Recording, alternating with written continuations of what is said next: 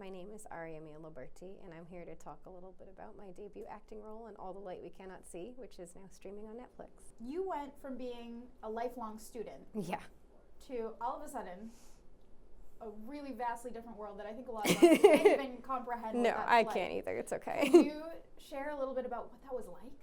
I was always a student. That's kind of, I didn't really know what else I would do. I didn't really think about doing anything else because I grew up having to fight for my right to an education. Like I'd mentioned, Marie Laure is blind and I am legally blind. And I think there are so many stigmas in our society that dictate who we are and who we should be just based on people's misconceptions about identity. And because of that, I never really took the time to figure myself out and what I would like to do with my life. But I loved being a student. I loved what I studied. And when I went to URI, those professors were the first people who really told me that I mattered, who weren't my family, who weren't my parents. And I just really took that to heart, and I studied as hard as I could, and I was just so grateful that I fought for my education, and now I'm able to achieve that. And then I got a Fulbright scholarship, and I went to get my master's degree in London at Royal Holloway, and then I got into my PhD program. But I wasn't happy, and I didn't know why, especially after spending my whole life devoted to studying. And a teacher from Rhode Island who taught me how to use my white cane actually sent me the casting search for Marie Laure, and I told her no because I didn't act and I had never really thought about acting. So that was just, it was really funny. Eventually I did say yes though, and I sent in my first take of a probably very sloppy audition tape, which is now on the internet. And what I learned when I got to set for the first time filming my first movie that just happened to be the leading role was these two worlds really aren't that different. There were people in both that wanted to lift me up and make sure that I could do the best that I could do. But also I just felt like I was part of a community. Everyone is making a piece of art and crafting something that they hope will make a difference in the world. And I think a lot of academics also strive to do the same with their students, and that's what lifted me up. And now I've found my own path and I've found what I wanted to do, and I'm so grateful that I get to, because I think a lot of people in their early 20s are trying to figure themselves out, and when you get to your mid-20s, you're like, oh my God, it's like your quarter-life crisis. So I'm really grateful I got to figure out what I wanted to do, and entering this world is really scary sometimes, because you put yourself out there and you don't know what people are going to say. But I'm just so grateful that I've been received well by the viewers and by the people in this industry. And I'm grateful that we've created a piece of work that can stand the test of time and that tells us that deep down inside humanity really is good and it's worth saving. So what kind of experiences from your life, I've watched the series, read the book, and you can really see the emotion, but obviously we don't know what it's like to live in occupied France. No. But what kind of things did you channel to put yourself in that place and give the performance that you did? It's an amazing question. I think it was sometimes really difficult because I wish I had a time machine. I did a lot of research. So primarily I went to the book because it is such an incredible piece of material. And I made these spreadsheets that correlated like scenes in the book with scenes that I got in the script. And then I matched each with a song that made me feel something that maybe she would have felt in that circumstance. Very melancholy playlist, it's sad. And then I matched that with a smell, or like an essential oil or a perfume that I might have had or something, to try to trigger like what makes us us. And when I think about like what makes me think of moments in my life that have shaped me, it always comes back to like something someone said to me, or a particular smell that can take me back to a moment. Like when I think about my time at URI, I think of like the smell of the pine trees and like the mulch on the quad, and like that transports me there. So what might transport her and what might help me find her? So I tried to do a lot of sensory work. But she also is blind. She's totally blind. Her vision is very consistent. She doesn't see anything, whereas my vision really fluctuates. So like in really bright lights, I don't see anything, and in dimmer lights, I have quite a lot of residual vision. So I was able to bring my lived experience to her, even though really we don't have anything in common. Our way of perceiving the world intellectually and visually is remarkably different. But I think what I used, especially with my upbringing, was I faced a lot of abuse and neglect in elementary school.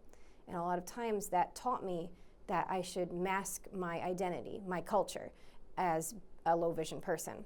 And I think a lot of other people are taught that regardless of what marginalized identity you come from. Like, you're taught to hide that because it will put you at a disadvantage. People will stigmatize you and you might not be taken seriously. You might not have friends. And for Marie, she's not doing that, but she's hiding from the Nazis who did target people with disabilities. And so she's masking a lot. And that's something that I did growing up that I really brought to her. I think audiences may be a bit startled to see this authentic representation of blindness for the first time, because hundreds of years of films have taught us that a blind character would have a vacant expression, they'd be vapid, their hands would be roaming everywhere, their feet would be shuffling, they never make eye contact. But you make eye contact through sound. You would not shuffle because that wouldn't be safe, you'd take confident steps. And I just think maybe it's a bit shocking for people who haven't had exposure to this community to realize that that's not what we're like, and that's the power of something like this.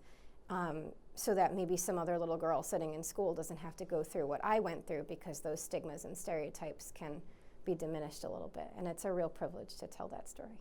So that actually leads me right into my next Awesome. question, which is, your role is a first for you, but it also feels like a really big first for the blind community. Yeah, it is. I was Googling blind actors because I heard you say this, and I was shocked by how not only little blind characters there are, but blind actors who are able to portray blind characters. It's virtually almost non-existent, especially on a project of this scale. So what would seeing a role like this have meant for you when you were growing up? I think I always dreamed of being an actress.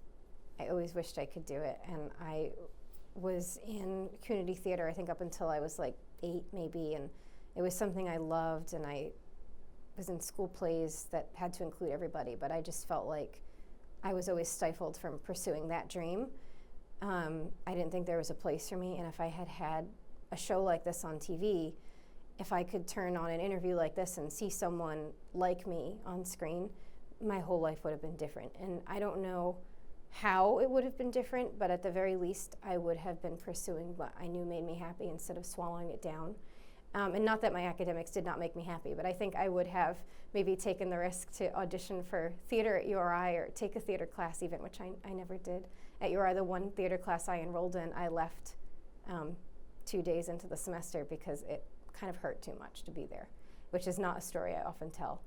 And I think of the thousands of girls who auditioned for this part, because I was picked from a global casting search of thousands of actresses, and a lot of them were sighted and some of them were famous, but most of them were blind and low vision, and they deserve a place in this industry too. And I think it's about time that we tell our own stories, because that's why we tell stories in the first place, to learn more about ourselves and about others, and to bring truth to a really difficult, sometimes messed up world that we live in. And I think of the actors who I know who are blind or low vision who have had supporting roles, like there are actors on This Is Us and Doctor Who and Women Talking, who are authentically portrayed by actors who happen to be blind. And I think there's a space in this industry for them, absolutely, but I also think we need to look past that and take it a step further and say that if an actor is right for a role, they should be considered for that role without the hindrance of someone else's limitations. Those limitations should not be placed on me or any other actor, or frankly anybody else in any other industry. And I'm really privileged to hopefully have like a set of double doors that I'm throwing open and that everyone can just come running in behind me, because it's the coolest thing I can imagine. Like, someone else could be here next and take it even further.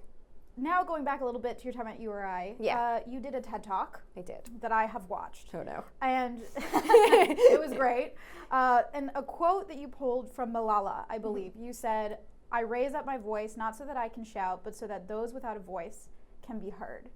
And I was really struck by the fact that you gave that speech 5 years ago? I think so, yeah. Right? And it seems like now 2018, you're continuing to do that on a much bigger Oh my scale. God, yeah. So what does that mean to be able to do that? I think I've always been a bit scared to like be seen, which is interesting because, like you said, I've always advocated, like since I was 4 years old. The first thing I ever did was like with my parents at the Rhode Island House Finance Committee, like advocating for educational rights. And like, but at the same time, I've always been very closed off, I think, socially. Like once I was taught that the world does not value people like me, I closed myself off quite a bit. And I look back to that TED Talk and what a difference it made that those professors and those people at URI who told me that I mattered actually like gave me more of a voice to put myself out there socially. I had applied for a guide dog in high school, but the way the professors treated me and made me feel so included and like I was a whole person were part of the reasons why I went and got my guide dog, which then without her, I'm not, my blindness is not visibly conveyed really. So I think being able to stand on the TED Talk stage and have my peers there was a really big step. And now it's not just people I know from school, it's a lot of people. And if I didn't have the confidence that those professors instilled in me, that started with my parents when I was really little and then continued on to my guide dog teaching me about self-love and self-acceptance, I would not be able to communicate myself and therefore my community to the wider audience. And in no way am I a representative really of every blind person or every low vision person's experience of the world. But I think what I can demonstrate is why it matters that this population is included and that vision itself is a spectrum. And we accept that with so many other layers of identity and types of identities. But for some reason, with vision and with disability in general, people think it's very dichotomous. It's either all or nothing, that blindness has to be a black void, or you're not blind and you don't count and you don't matter. And I think sending that message of I'm different from my character, blindness doesn't make the character, which is a quote from the 7-year-old girl who portrayed the younger version of Marie, who is also blind, has taught me so much about creating a space in which maybe someone else can flip on their TV or an interview like this and feel accepted and feel loved and seen, and that the future is theirs. In Rhode Island, you've mentioned you did not have proper accommodations when you were in elementary school. Some really shocking things that people have said to you too, things about not investing in you. What would you say to those people now? And what would you hope that they would get from this series? I have spent a lot of time working on my mental health, and I think the answer that I would have given you 5 years ago, 2 years ago, and 1 year ago would be very different than the answer I'm going to give you today. But I think what's really important for anybody who may have struggled with that type of mental health and that type of trauma is that that's those people's legacy to carry. It is not my legacy. So what they did and what they said to me was wrong. And yes, having to face that has shaped me, but it is not my legacy to bear. And if those people want to continue to have that legacy on their shoulders, that is their choice. But here I am living proof that their words do not matter. And unfortunately, there are countless children around the world right now who are still facing those obstacles, who maybe were not as lucky as me to have parents to come home to that cared for them and told them that they did matter and fought against what they were being told in real life. And that's happening right now. And I think if you're listening to me and you may have made that mistake and you may not have known you made that mistake, think about that your words are shaping someone's reality and your words have power even if you don't think they do. So the best thing you could do is be kind, and the best thing you could do is care. It's your legacy that you're carrying forward. I hope that people come out of this show feeling a little bit of hope, because it's a really dark show and it's really sad sometimes. But at the end of the day, it leaves you with a message of hope, and that humanity is worth saving, that we've come through hard times before and we can come through hard times again, and that different sides of a story sometimes are not revealed until you spend time with that person, with their story. I love that a lot of people have been messaging me about the show and telling me, obviously that the authentic representation mattered, but that they're like going home and hugging their parents a bit tighter, because it really is a father-daughter story at its core, or that they're, you know, they're looking at the news and they would feel really down in the dumps and miserable, and that the show gives them that beacon of hope that we can get through some of the hard times we're facing right now. And I'm sorry that it is so relevant right now, but I'm really glad that we've been able to create something that hopefully can be a little bit of a light in the darkness that some of us might be facing at this time. And it's a privilege to be a part of something like that.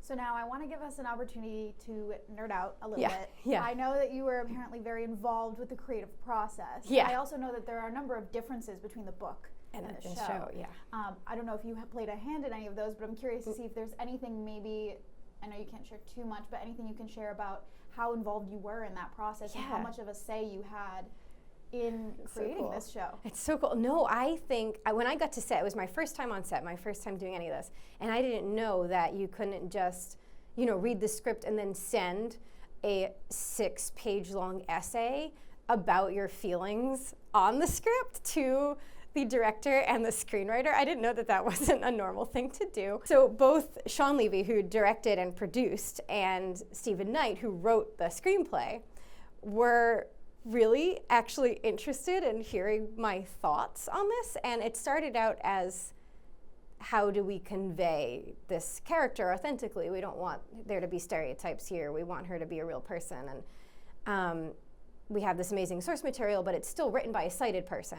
And our screenplay is written by a sighted person. So like, how can we make this more truthful and honest to her? So some of the changes, like some exclusions of her asking for help where she wouldn't really need it, you know, those don't feature in the story anymore in its film version.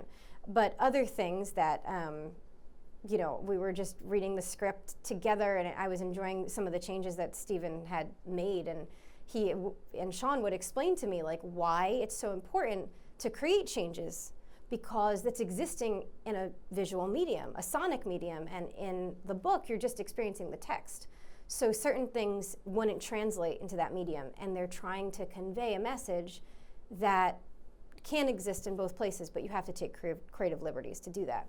So I was just really grateful that they took the time with me to teach me those ropes so that I can now go to new sets and act in new projects and be better because of it. One of the things I think we all really sat down and talked about was Stephen included, can I spoil it? Is that okay? I mean, I know everything that happens. Okay. So you know what? I mean, yeah, you can always do it like spoiler alert beforehand. So spoiler alert. Spoiler alert. Spoiler alert, Stephen included a scene that's not in the book in which Marie and Werner kiss. They have a dance and they kiss. And in the book, they spend time together, and you have Werner's stream of consciousness that he really does look at her romantically, and Marie's sort of not realizing that he does this, and nothing ever happens, and then Werner dies. And in the book, we end on this message of hope, but we also end on a kiss. And everyone debated whether or not that was the right move, whether it was too Hollywood or not. And one thing that, you know, I was able to contribute was, I don't think we would be having this conversation if this were a sighted character. I think there's maybe a little bit of bias there. I don't know whether that's true or not, but we all talked about it, we were honest. And I'm like, I think, you know, as someone with a disability, especially as a woman, I'll speak for women because I don't know the opposite side of things, you are taught that you don't matter. You are taught that you're not beautiful because of who you are, and that you therefore cannot be an object of love, nor would you be able to really express that love without being rejected. And for Marie to take his hand and initiate that, and for him to reciprocate after hearing her voice on the airwaves for months and months and having that special connection to her for years, is really sending a message that this community matters, that we're people, and that a woman who happens to have a disability can have pure agency. And while it is a romanticized Hollywood moment, I think that message is really, really strong for this community, but it also continues that message of hope and love and bringing two people together on opposite sides of a conflict. And so that was a change that I'm really proud that I was able to be a part of confirming was okay. And Anthony Doerr, the author, gave us our blessing to do it, and as he did with all of the changes. And he didn't have to, he wasn't a producer, but he gave us a blessing on everything. So anyone who might nitpick changes between book and screen can go answer to Anthony Doerr. What's it like now? Does this kind of feel like a full circle moment? What's it like to be able to be back in Rhode Island in a place where you had, sounds like extreme highs and lows, to be back here talking about a project that means so much to so many people? It's with your loved ones as well. Yeah, no, I'm so excited because oftentimes with all of this press, my family hasn't really been able to come. So to have them be here and have it be close to home has been so exciting, and I'm just really grateful. And I am always going to be a Rhode Islander. So like no matter where I end up, I always want to be able to come back home here. And I think we are lucky to live in such a special place that has a little bit of everything and access to a little bit of everything. And even though, like I said, I may have had, some not so great experiences here to, as an understatement, again, that's not my legacy to carry. And if I let that ruin my experience of being here and enjoying this beautiful state, I would be just doing a disservice to myself.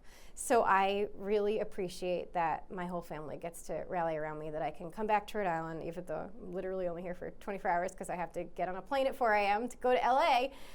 But it's really good to just be back and to enjoy it and to return to the studio where I was in high school, for 5 minutes talking about a scholarship I got, and to feel like I really did come full circle and that I can share it with the community that matters most to me, which is my family and my home. I hope that anybody who is listening to this who is a Rhode Island native, which is probably all of you, you live in a great place. You're really lucky, and I spend as much time here as I can.